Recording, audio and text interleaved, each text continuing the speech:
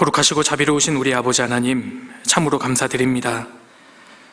죄인으로 태어나서 주님을 멀리 떠나 살던 불쌍한 저희를 그리스도의 보혈로 구원해 주심을 감사드립니다. 특별히 저희를 젊은 나이에 이 청년의 때에 그리스도 안으로 불러주신 것 감사드립니다. 주님과 복음을 위해서 모든 것을 준비하고 예비하는 저희들 되게 도와주시옵소서. 역사의 마지막 때를 살고 있습니다. 복음을 맡은 마지막 주자답게 남은 생에 살아갈 수 있도록 도와주시고, 저희를 통해서 많은 사람들이 건져지고 세워지는 역사가 끊임없이 나타날 수 있도록 도와주시옵소서. 특별히 이번 한 주간 대학생 연합집회가 계획되어 있고, 다음 주에는 중집회, 또 그 다음 주에는 우리 열강행 연합집회가 계획되어 있습니다. 하나님께서 함께 하여 주시고 많은 사람들이 구원을 받음으로 우리 하나님께 영광이 돌아가고 저희에게는 큰 기쁨과 감사가 될 수 있도록 도와주옵소서. 오늘 주일 청년교제 시간을 통해서도 우리 각자의 시간에 큰 유익이 되는 시간으로 채워주시기를 기도드립니다. 저희를 언제나 사랑하시는 예수님 이름으로 기도드렸습니다. 아멘. 우리 성경 같이 찾아보시겠습니다. 누가복음 7장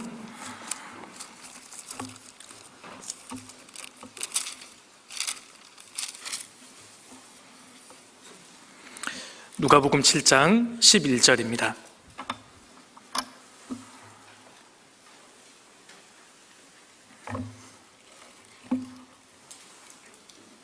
누가복음 7장 11절, 제가 몇 구절을 읽겠습니다. 그 후에 예수께서 나인이란 성으로 가실새 제자와 허다한 무리가 동행하더니 성문에 가까이 오실 때 사람들이 한 죽은 자를 메고 나오니 이는 그 어미의 독자요 어미는 과부라. 그 성에 많은 사람도 그와 함께 나오거늘 주께서 과부를 보시고 불쌍히 여기사 울지 말라 하시고 가까이 오사 그 관에 손을 대시니 맨 자들이 서는지라. 예수께서 가라사대 청년아 내가 내게 말하노니 일어나라 하시매 죽었던 자가 일어앉고 말도 하거늘 예수께서 그를 어미에게 주신대 모든 사람이 두려워하며 하나님께 영광을 돌려 가로되 큰 선지자가 우리 가운데 일어나셨다 하고 또 하나님께서 자기 백성을 돌아보셨다 하더라. 17절 한 구절은 같이 읽겠습니다. 예수께 대한 이 소문이 온 유대와 사방에 두루 퍼지니라. 됐습니다.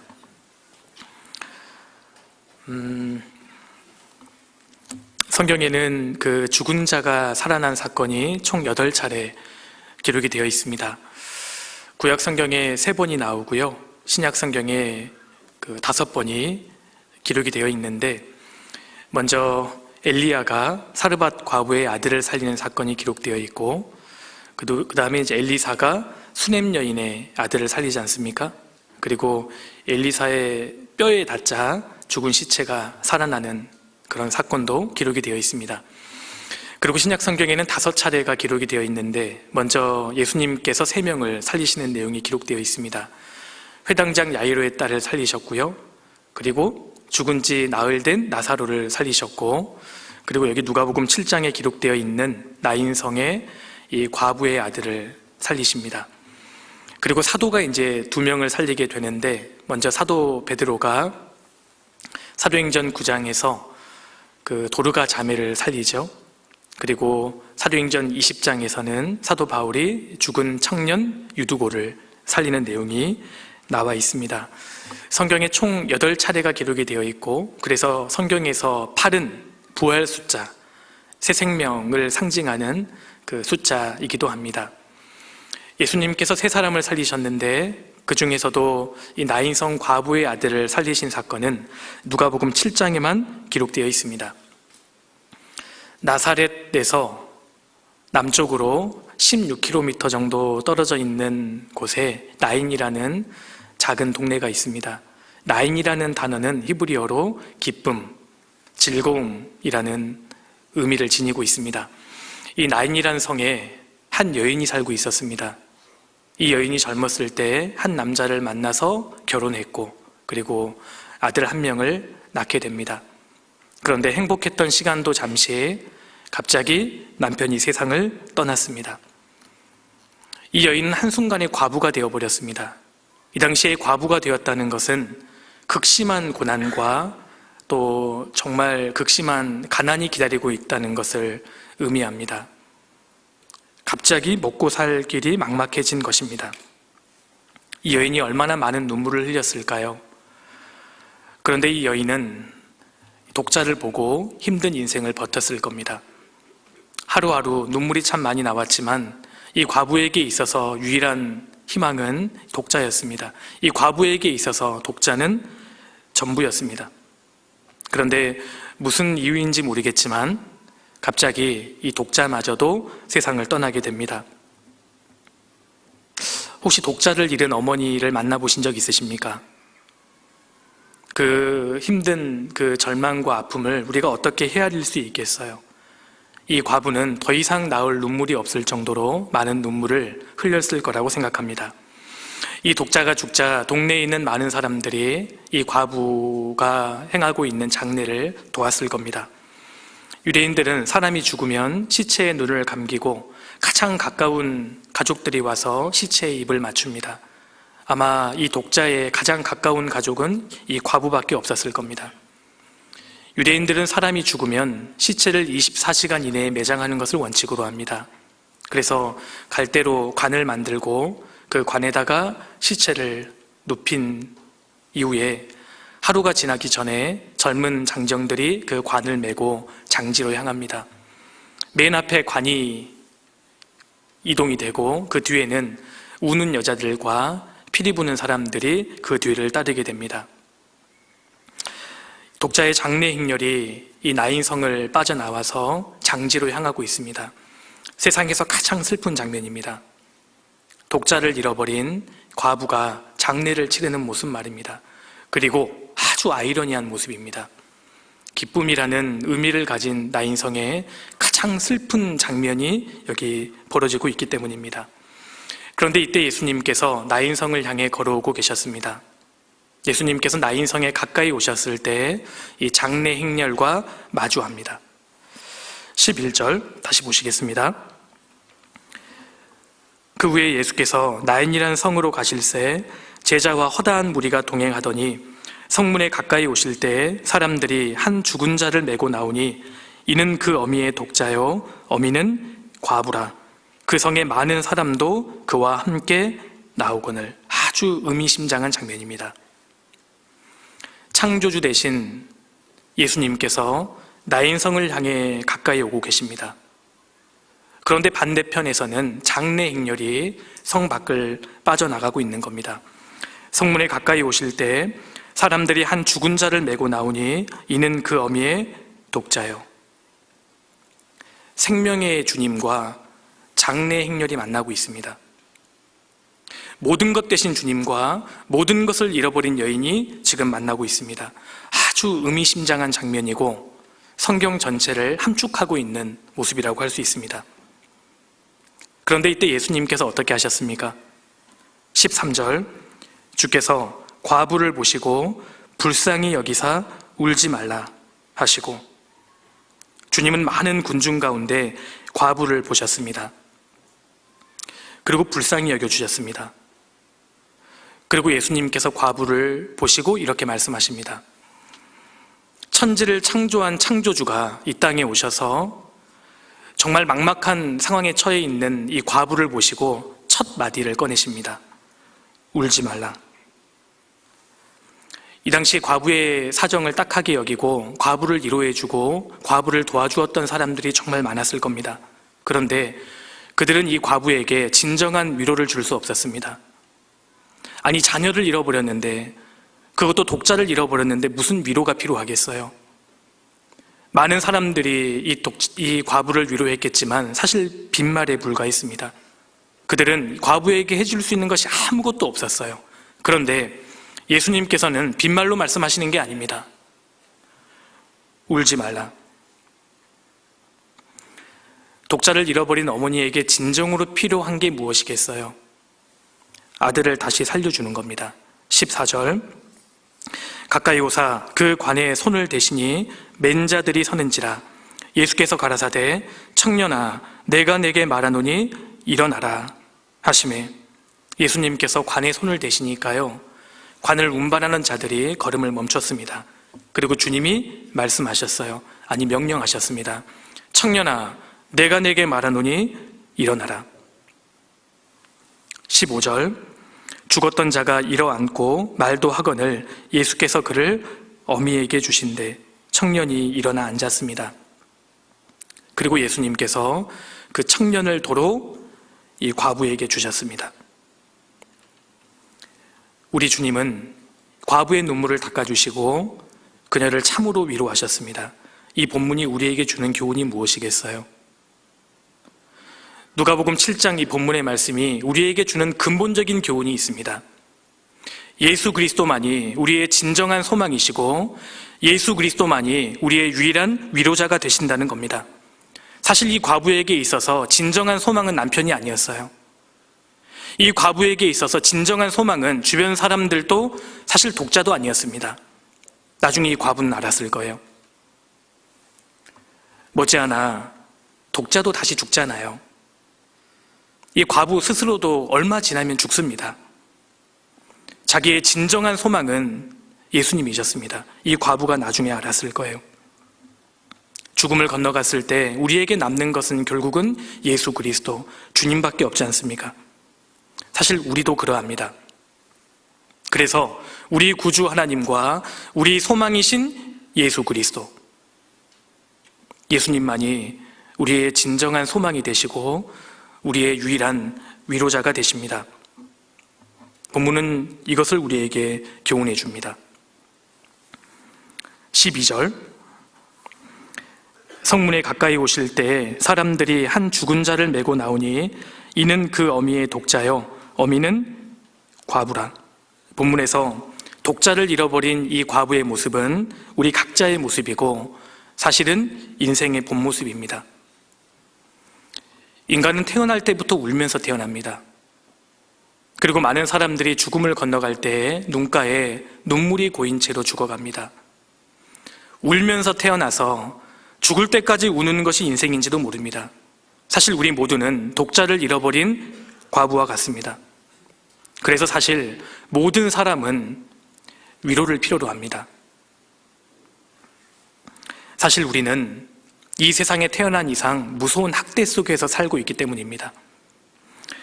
본문은 잠깐 잡아두시면 좋겠습니다. 전도서 4장을 넘겨보겠습니다.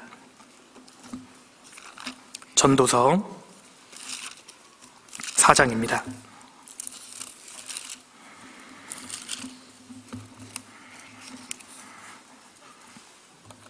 4장 1절,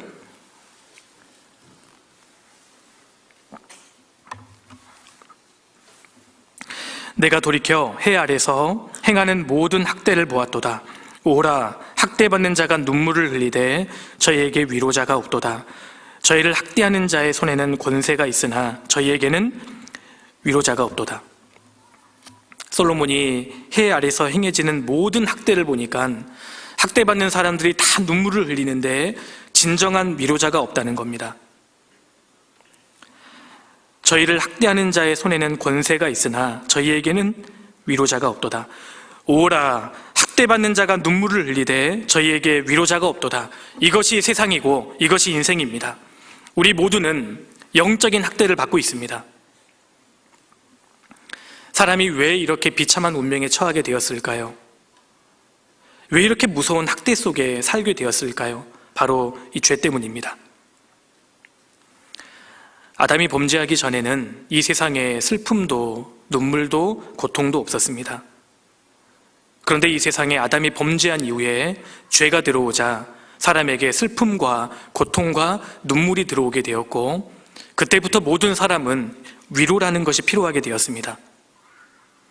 아담의 후손으로 태어나서 흑암과 사망의 그늘 아래에서 우리를 학대하는 마귀의 권세 아래에서 평생 신음하다가 눈물을 흘리다가 죽어가는 것이 우리 인생입니다. 지금도 너무나 많은 사람들이 위로를 갈구하고 눈물을 흘리고 있습니다. 일평생에 근심하며 수고하는 것이 인생입니다. 어두운 밤에도 쉬지 못하나니 이것도 헛되도다. 밤에 누워서 잠을 자면서조차 마음은 쉬질 못해요. 죄인으로 태어나서 이렇게 죄 가운데 살다가 죽음을 건너가면 멸망으로 갈 수밖에 없는 인간을 누가 위로할 수 있습니까? 우리 형제 자매님들 한번 생각해 보세요. 누가 진짜 나를 위로할 수 있어요? 오라, 학대받는 자가 눈물을 흘리되 저희에게 위로자가 없도다. 세상 그 어디에도 내 인생을 진정으로 위로해주는 사람은 없습니다. 욥이 극심한 고난을 받고 있을 때 세 친구가 와서 욥을 위로한다고 했지만 욥에게는 전혀 위로가 되지 않았습니다. 너희는 다 번민케 하는 안위자로구나. 사람들은 지금도 눈물을 흘리고 있습니다. 아담의 후손으로 태어난 모든 사람들은 지금 이 순간에도 진정한 위로를 갈구하고 있습니다. 남녀노소, 빈부, 귀천 구별이 없어요. 그런데 하나님께서 사람의 몸을 입고 이 땅에 오신 겁니다. 왜 예수님께서 이 땅에 오셨을까요? 우리를 진정으로 위로해 주시기에 오신 거예요. 창세기부터 요한계시록까지 인간에게 진정한 위로자는 예수님밖에 없다는 것을 계속 밝히고 있습니다. 예수님은 구원인 동시에 우리의 위로십니다. 너희를 위로하는 자는 나연을 나연을, 그렇게 말씀하셨잖아요. 창조주께서 우리의 진정한 위로자가 되시기 위해서 사람의 몸을 입고 이 땅에 오셨습니다. 누가복음 7장, 다시 돌아가겠습니다. 7장 13절입니다. 13절, 주께서 과부를 보시고 불쌍히 여기사 울지 말라 하시고, 주님께서 이 땅에 오셔서 많은 사람들 가운데 이 과부를 주목하셨습니다. 성경을 자세히 보세요. 과부가 주님을 본 게 아닙니다. 주님이 먼저 과부를 보셨어요. 마찬가지로 우리가 주님을 찾아간 것이 아닙니다. 주님이 먼저 우리를 찾아오신 거예요. 그리고 울고 있는 우리를 주목하시고 불쌍히 여기사 불쌍히 여겨주셨습니다. 창조주께서 이 땅에 오셔서 나를 보시고 처음 느끼셨던 감정이 한심함이 아닙니다. 나를 보시고 처음 느끼셨던 감정이 분노가 아니셨어요. 불쌍히 여겨주신 겁니다. 예수님께서 마태복음 산상수훈 그 주옥과 같은 말씀을 마치시고 산에서 내려오셨을 때 가장 먼저 만나주신 사람이 있습니다. 한 문둥병자입니다. 기억하십니까? 예수님께서 문둥병자를 보시고 느끼셨던 첫 번째 감정은 민망히 여기사 불쌍히 여겨주신 겁니다. 예수님께서 나를 진짜 불쌍히 여겨주신 거예요. 예수님께서 3년 반 동안 공생애 하시는 동안 그래서 눈물을 흘리셨다는 말씀이 여러 차례 나옵니다. 요한복음 11장 넘겨보겠습니다. 요한복음 11장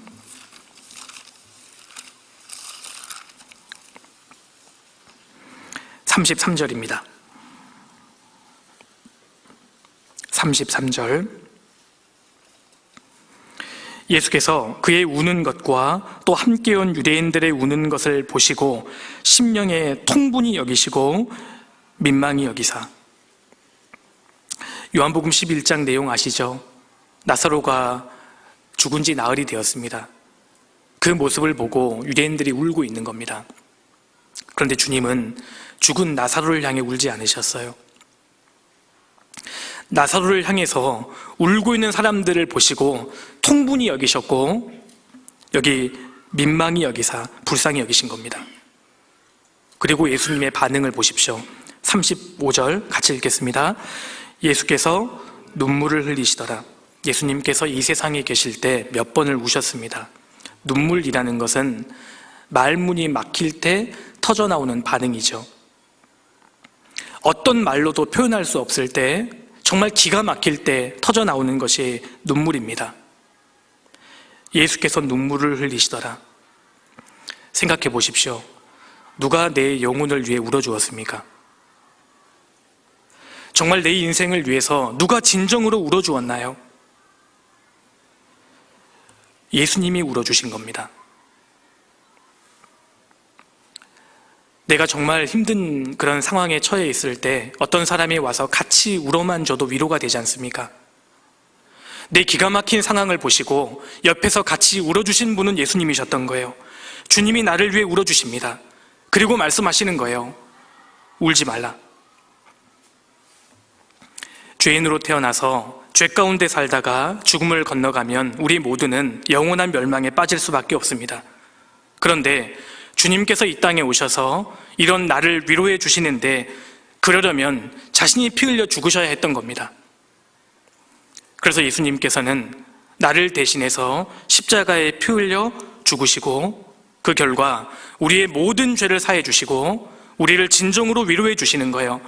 죄 사함보다 더 큰 위로는 없습니다. 예수님께서는 우리가 받아야 할 심판을 대신 받으시고 말씀하시는 겁니다. 울지 말라. 이사야 40장 넘겨보겠습니다. 이사야 40장입니다.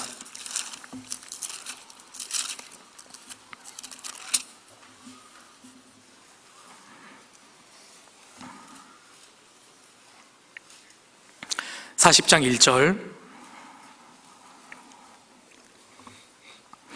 너희 하나님이 가라사대 너희는 위로하라 내 백성을 위로하라. 하나님께서 내 백성을 어떻게 위로하시느냐? 2절에요. 너희는 정다이 예루살렘에 말하며 그것에게 외쳐 고하라. 그 복역의 때가 끝났고 그 죄악의 사함을 입었느니라. 그 모든 죄를 인하여 여호와의 손에서 배나 받았느니라 할지니라. 하나님께서 사람을 어떻게 위로하시느냐? 그 복역의 때가 끝났고 그 죄악의 사함을 입었느니라. 죄가 확실하게 해결되었을 때 위로할 수 있는 겁니다. 죄인으로 태어나서 죄 때문에 지옥 갈 수밖에 없는 사람의 모든 죄를 사해주고 영원한 천국으로 옮겨주시는 건 그것보다 더 큰 위로가 없잖아요. 내 백성을 위로하라. 이 말씀은 우리의 진정한 위로자 되신 예수 그리스도로 말미암아 우리에게 주어진 약속입니다.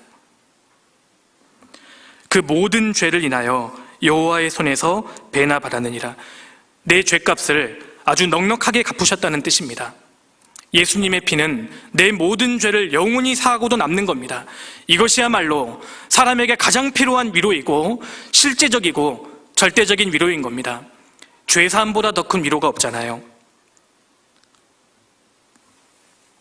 요한복음 19장에서 예수님께서 십자가에 달려 돌아가셔서 마지막에 하신 말씀이 있습니다. 다 이루었다.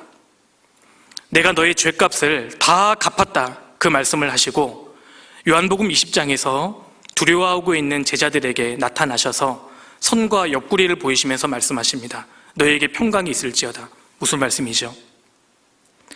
다 이루었다.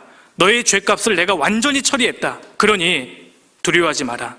울지 마라. 주님이 이 말씀을 하시는 겁니다.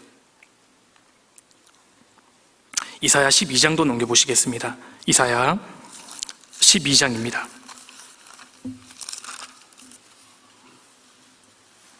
12장 1절입니다.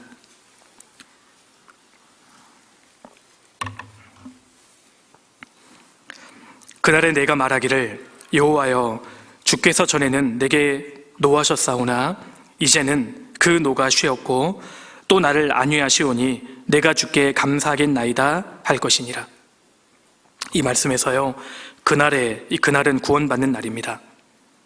내가 말하기를 여호와여 주께서 전에는 내게 노하셨사오나 전에는 내게 진노하셨지만 이제는 그 노가 쉬었고 또 나를 안위하시오니 주님이 나를 위로하시오니 내가 주께 감사하겠나이다 할 것이니라. 보라 하나님은 나의 구원이시라. 내가 우려하고 두려움이 없으리니 하나님이 나의 구원이 되셨고 그 결과 내게 두려움이 사라지고 영혼에 참된 위로가 들어온 겁니다. 그래서 주님께서 십자가로 나를 위로해 주신 거예요. 내가 평생에 진정한 위로는 죄사함의 위로입니다.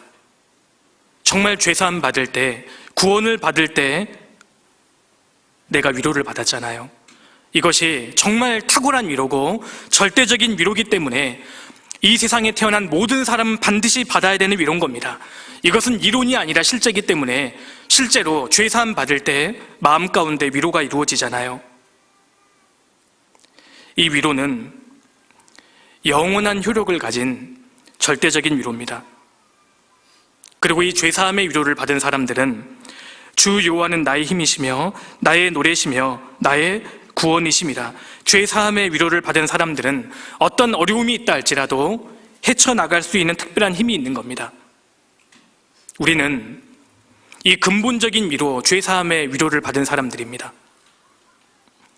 예레미야 31장에 그러므로 울지 말며 내 눈을 금하여 눈물을 흘리지 말라. 너의 최후의 소망이 있을 것이라. 하나님께서 예수 그리스도 십자가 그 대속을 근거로 우리에게 말씀하시는 겁니다. 울지 말라. 죽음을 목전에 두고 있는 강도가 두려워하고 있었습니다. 그때 예수님께서 말씀하셨습니다. 오늘 너가 나와 함께 낙원에 있으리라. 내가 지금 너를 대신하여 여기에 죽고 있다. 그러니 울지 말라.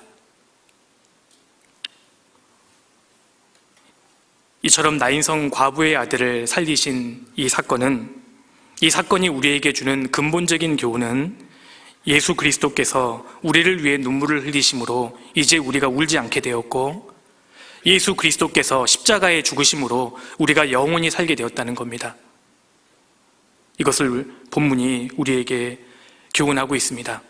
예수 그리스도만이 나의 눈물을 닦으시고 나를 위로하시는 진정한 위로자가 되십니다.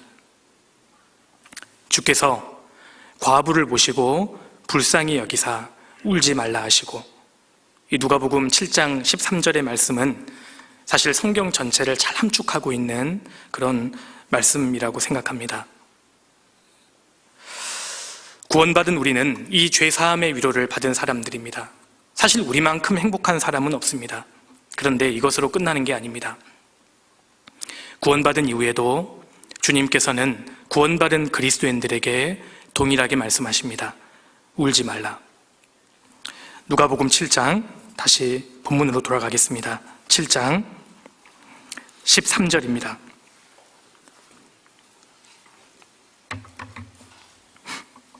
13절 같이 읽겠습니다. 주께서 과부를 보시고 불쌍히 여기사 울지 말라 하시고, 이 말씀은 구원받지 못한 죄인들에게 뿐 아니라 구원받은 성도에게도 적용할 수 있습니다. 한 사람이 구원을 받은 이후에 신앙생활을 하다 보면 만사형통하고 인생이 평탄하면 얼마나 좋겠습니까? 그런데 우리 앞에는 황량한 광야가 놓여져 있습니다.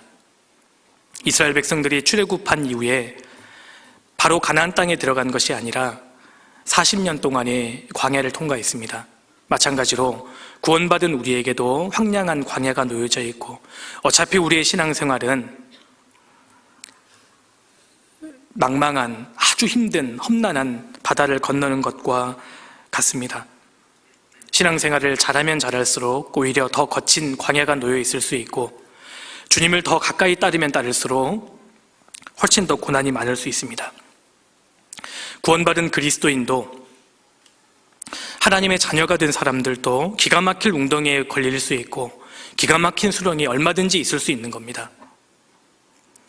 야곱이 자신의 삶을 돌아보면서 내가 험악한 세월을 보내었나이다, 그렇게 말했지 않습니까? 그래서 구원을 받은 성도들에게도 많은 눈물이 있을 수 있습니다. 시편 80편에 주께서 저희를 눈물 양식으로 먹이시며 다량의 눈물로 마시게 하셨나이다. 구원받은 성도에게 많은 눈물을 하나님께서 허락하실 수 있다는 겁니다. 주님을 가까이 따르면 따를수록 만사형통한 것이 아니라 오히려 그 사람의 인생에 너무나 많은 고난이 지속될 수 있습니다. 실제로 구원받은 성도들 중에 대부분은 고통과 눈물을 안고 있는 사람들이 많습니다. 그런데 여기 보세요. 13절에 주께서 과부를 보시고. 이 말씀에서 우리는 중요한 사실을 한 가지 배울 수 있습니다. 주님은 다 보고 계십니다.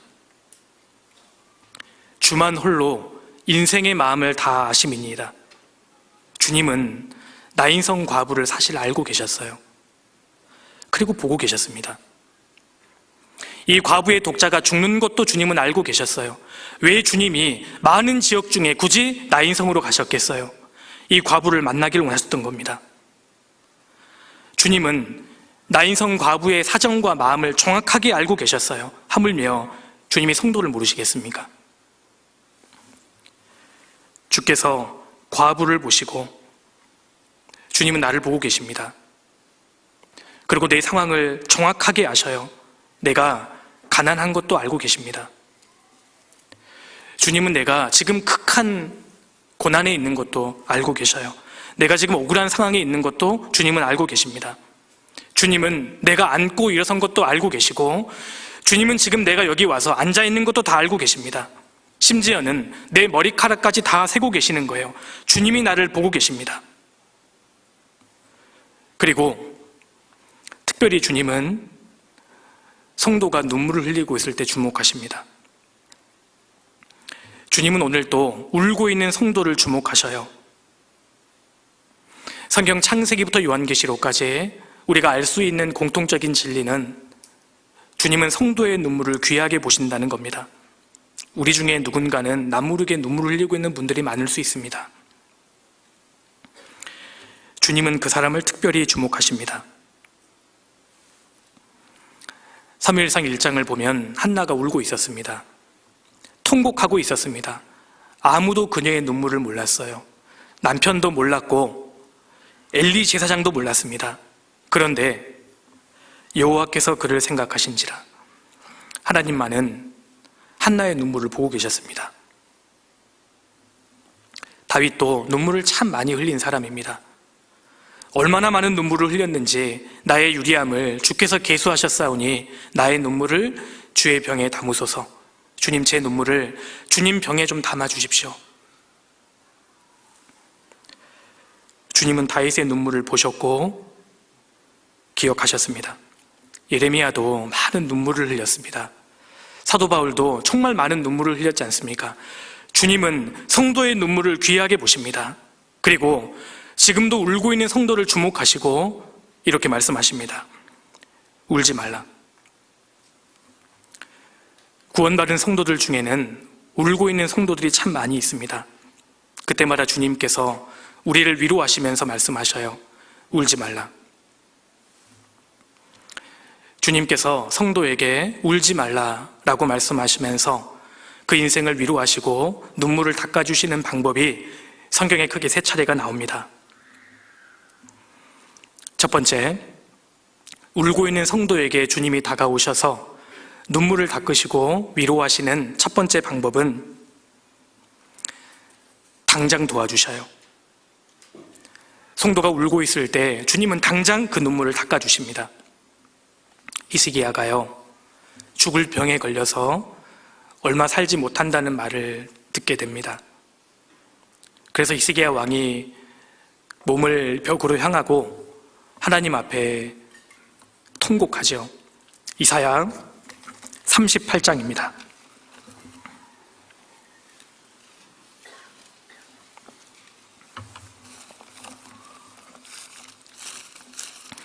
이사야 38장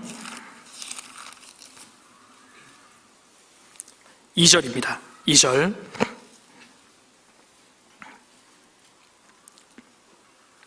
히스기야가 얼굴을 벽으로 향하고 여호와께 기도하여 가로되 여호와여 구하오니 내가 주의 앞에서 진실과 전심으로 행하며 주의 목전에서 선하게 행한 것을 추억하옵소서 하고 심히 통곡하니 이에 여호와의 말씀이 이사야에게 임하니라. 가라사대 5절 같이 읽겠습니다. 너는 가서 히스기야에게 이르기를 내 조상 다윗의 하나님 여호와께서 이같이 말씀하시기를 내가 내 기도를 들었고 내 눈물을 보았노라. 내가 내 수완에 15년을 더하고. 예수님께서 히스기야에게 말씀하십니다. 내가 너의 기도를 들었고 너의 눈물을 보았노라. 하나님은 성도의 눈물을 보십니다. 그리고 히스기야 눈에서 눈물을 닦아주시고 당장 도와주신 거예요. 주님은 내가 필요할 때마다, 내가 울고 있을 때마다 당장 오셔서 내 눈물을 닦아주시고 즉시 도와주십니다. 내가 부를 때에는 나 여호와가 응답하겠고, 내가 부르짖을 때에는 내가 말하기를 내가 여기 있다 하리라. 당장 도와주시는 거예요. 오늘도 성도가 울고 있을 때 주님은 즉시 나타나셔서 눈물을 닦아주시고 즉각적으로 도와주시는 겁니다. 자녀가 울고 있으면 부모의 마음이 움직이죠. 마찬가지로 구원받은 하나님의 자녀가 울고 있으면 하나님 마음이 움직입니다. 하나님은 성도의 눈물에 약하신 분이에요. 이스라엘이 광야 생활할 때에 날마다 만나가 내려왔고, 날마다 구름 기둥과 불 기둥으로 그들을 인도하셨고, 날마다 물을 제공하셨습니다. 구원받은 이후에 하나님께서는 구원받은 성도들이 울고 있을 때 때마다, 날마다, 일마다 우리를 지켜주시고 도와주시는 거예요. 울지 말라. 날마다 우리의 짐을 지시는 주라고 하셨습니다. 실제로 주님은 어제도 내 짐을 지어주셨어요. 지금 이 순간에도 오늘의 짐을 대신 지어주시고 날마다 우리를 위로하십니다. 울지 말라. 울고 있는 주님은 때를 따라 날마다 즉각적으로 우리의 눈물을 닦으시고 우리의 진정한 위로자가 되어주십니다. 그리고 두 번째로 주님이 성도의 눈물을 닦으시고 위로하시는 두 번째 방법이 있습니다. 하나님께서는 내 인생에 대해서 큰 계획을, 선하신 뜻을 이루시면서 내 인생을 위로하십니다. 이것을 잘 볼 수 있는 인물이 욥이죠. 욥은 당대에 가장 의롭게 살았던 사람이었습니다. 그런데 그의 전 재산이 하루아침에 다 날아가고 10명의 자녀가 다 죽고 머리부터 발끝까지 온몸이 다 병들었습니다. 욥의 세 친구가 욥을 위로하러 왔는데요, 해줄 말이 없어요. 욥이 정말 극심한 공경에 처해 있으니까 세 친구가 욥이 하나님 앞에 큰 죄를 범한 것이 틀림없다, 이렇게 단정해 버립니다. 욥기 16장 넘겨보시겠습니다.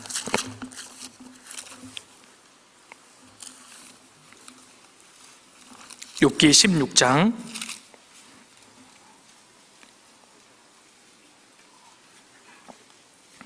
1절입니다. 1절.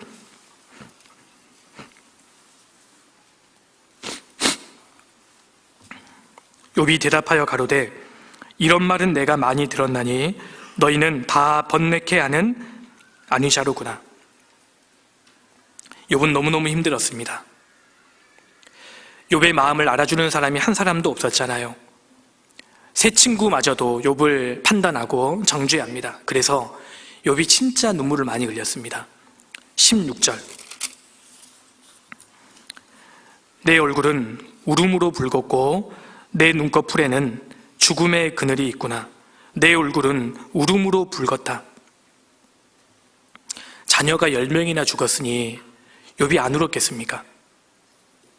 욥이 진짜 많이 울었는데 아무도 위로해주는 사람이 없는 겁니다. 그래서 20절. 나의 친구는 나를 조롱하나 내 눈은 하나님을 향하여 눈물을 흘리고. 이 구절이 참 중요합니다. 사방이 완전히 막히고 아무도 자신을 위로할 수 없게 되었을 때 욥은 내 눈은 하나님을 향하여 눈물을 흘리고 욥은 하나님을 향해서 울었습니다. 그런데 하나님께서 욥의 눈물을 당장 닦아주신 게 아니에요. 하나님 틀림없이 욥의 눈물을 보셨어요. 근데 당장 닦아주지 않았습니다. 왜냐하면 더 원대한 선하신 계획을 가지고 욥의 인생을 다루고 계셨던 거예요. 우리가 알거니와 하나님을 사랑하는 자, 곧 그 뜻대로 부르심을 입은 자들에게는 모든 것이 합력하여 선을 이루느니라. 욥의 인생 가운데 모든 것이 합력해서 선이 이루어지고 있었던 겁니다. 욥은 당시에 자기가 왜 이런 코스를 걸어야 하는지 몰랐습니다. 그런데 그 모든 코스를 통과하자 하나님이 정확하게 갑절로 갚아주셨고, 더구나 욥기가 기록되지 않습니까? 지금도 욥은 고난받는 많은 사람들의 위로와 도전이 되고 있습니다. 욥은 지금도 고난과 인내의 대명사가 되고 있잖아요. 모든 것을 합력해서 선을 이루시는 것은 굉장히 큰 그림입니다. 주님께서는 내 인생에 대하여 큰 계획을 가지고 그것을 이루시면서 내 인생을 위로하시는 거예요. 울지 말라. 우리도 마찬가지입니다.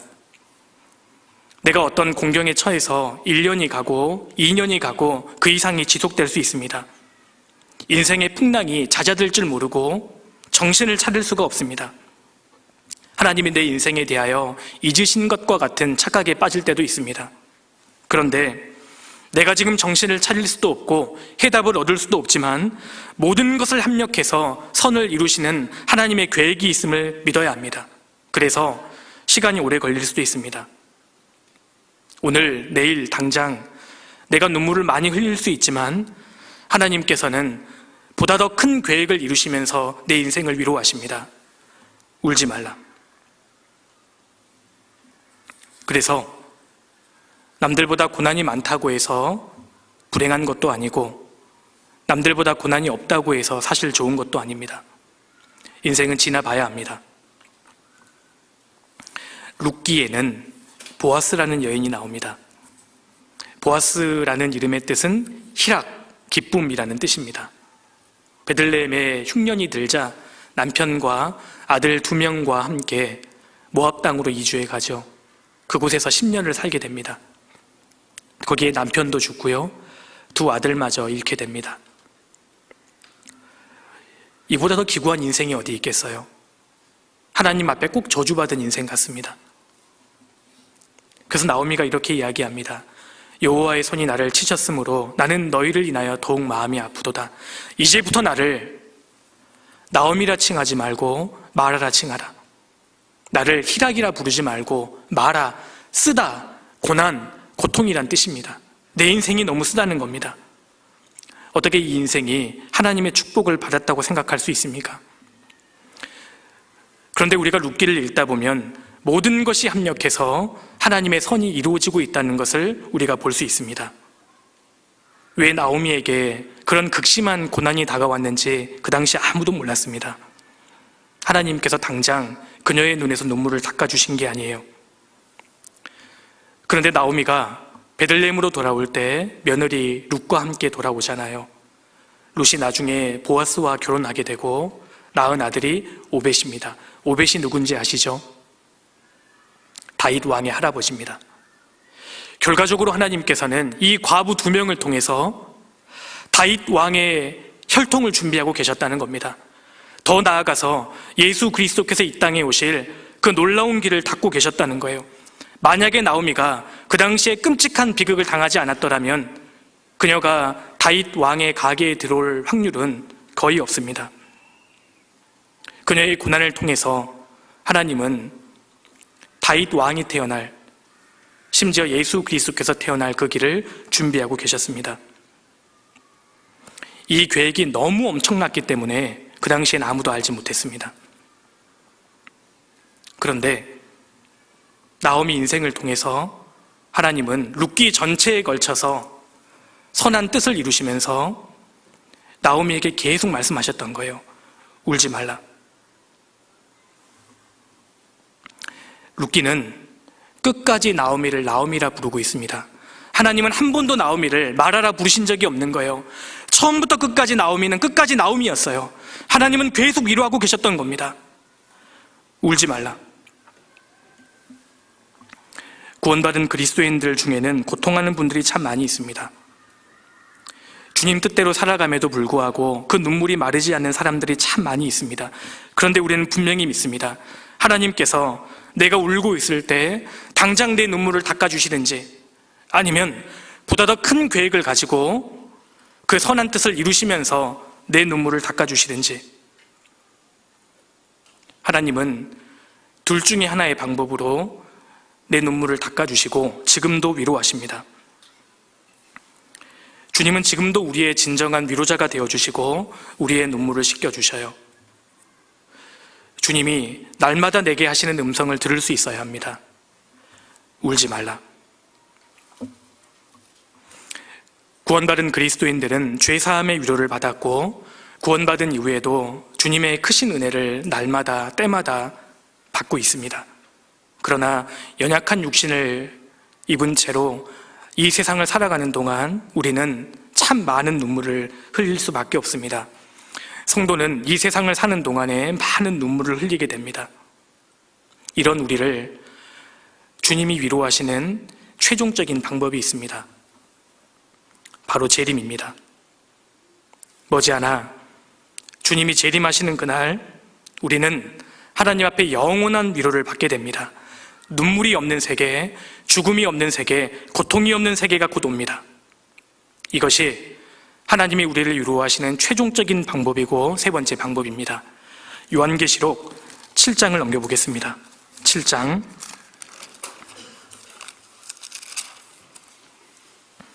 17절입니다.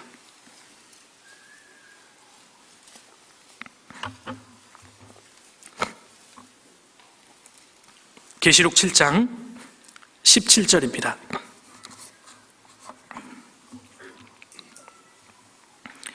이는 보좌 가운데 계신 어린 양이 저희의 목자가 되사 생명수 샘으로 인도하시고 하나님께서 저희 눈에서 모든 눈물을 씻어주실 것이미러라. 천국은 눈물이 없는 세계입니다. 머지않아 우리가 이곳으로 갑니다. 주께서 모든 눈물을 다 씻어주실 겁니다. 21장도 넘겨보겠습니다. 21장 4절입니다. 4절 모든 눈물을 그 눈에서 씻기심에 다시 사망이 없고 애통하는 것이나 곡하는 것이나 아픈 것이 다시 있지 아니하리니 처음 것들이 다 지나갔음이러라. 이곳이 천국입니다. 사망이 없고 애통하는 것, 곡하는 것, 아픈 것이 다시 있지 않은 세계, 하나님께서 모든 눈물을 그 눈에서 씻겨주실 겁니다. 단순히 물리적으로 하나님께서 내 눈에서 눈물을 씻겨주신다는 그 뜻도 되지만 하나님께서 내 인생에 대하여 모든 수수께끼를 다 풀어주신다는 의미입니다. 사실 우리는 수많은 질문을 가진 채로 인생을 살고 있습니다. 구원받은 이후에도 우리는 지금 수천만 가지의 질문을 가지고 있습니다. 도저히 이해가 되지 않은 일들이 많이 있을 수 있고 정말 구원받은 그리스도인들에게 정말 주님을 사랑하고 주님을 가장 가까이 했다는 성도들에게조차 이해할 수 없는 일들이 벌어지곤 합니다. 우린 그걸 다 지금 설명할 수 없습니다. 그런데 그때 주님께서 모든 것을 다 답해 주실 거예요. 이제는 내가 부분적으로 아나 그때에는 주께서 나를 아신 것 같이 내가 온전히 알리라. 하나님께서 나를 아신 것 같이 우리가 온전히 알게 됩니다. 그때 주님이 모든 것에 대해 답을 해주실 겁니다. 하나님 왜 저를 한국에 태어나게 하셨어요? 하나님 왜 저를 이 가정에 태어나게 하셨어요? 하나님 제게 왜 이런 부모님을 허락하셨고 왜 이런 질병을 주셨고 이런 아픔을 주셨어요? 주님 왜 제가 그때 울고 있을 때 주님 그냥 저를 내버려 두셨어요? 그때 주님께서 내 인생의 모든 답을 주실 겁니다. 그때 모든 눈물이 다 씻겨지는 거예요. 우리는 영원한 위로와 영원한 안식의 세계를 앞두고 있습니다. 그리스도인들 삶 가운데 눈물이 많이 있을 수 있습니다. 그런데 주님께서 반드시 우리의 진정한 위로자가 되어주시고 마침내 천국에서는 우리의 모든 눈물을 씻겨주실 겁니다. 그 노염은 잠깐이요 그 은총은 평생이로다. 저녁에는 울음이 기숙할지라도 아침에는 기쁨이 오리로다. 이건 법칙입니다. 저녁이 오면 반드시 아침이 오지 않습니까? 그리스도인들이 눈물이 있다면 반드시 기쁨이 오게 됩니다. 우리는 영원한 위로의 시간과 장소를 앞두고 있는 사람들입니다. 누가복음 7장 13절에서 예수님께서 과부에게 그것도 독자를 잃어버린 과부에게 하신 울지 말라, 이 말씀은 내게 하신 말씀이고 구원받은 이후에도 주님께서 끊임없이 내게 하시는 위로의 말씀입니다. 우리가 오늘을 살면서 주님께서 내게 하시는 이 말씀을, 이 음성을 들을 수 있어야 합니다. 같이 기도하시겠습니다. 고마우신 아버지 하나님, 참으로 감사드립니다. 저희를 구원해 주시고 저희 인생의 유일한 또 진정한 위로자가 되어 주심을 감사드립니다. 주님께 받은 사랑과 은혜를 보답하는 남은 삶이 되게 해주시고 더 많은 사람들에게 눈물로 이 복음을 전하는 저희들 되게 인도해 주옵소서. 이어지는 교제의 시간도 오직 주께 의지합니다. 저희를 언제나 사랑하시는 예수님 이름으로 기도드렸습니다. 아멘.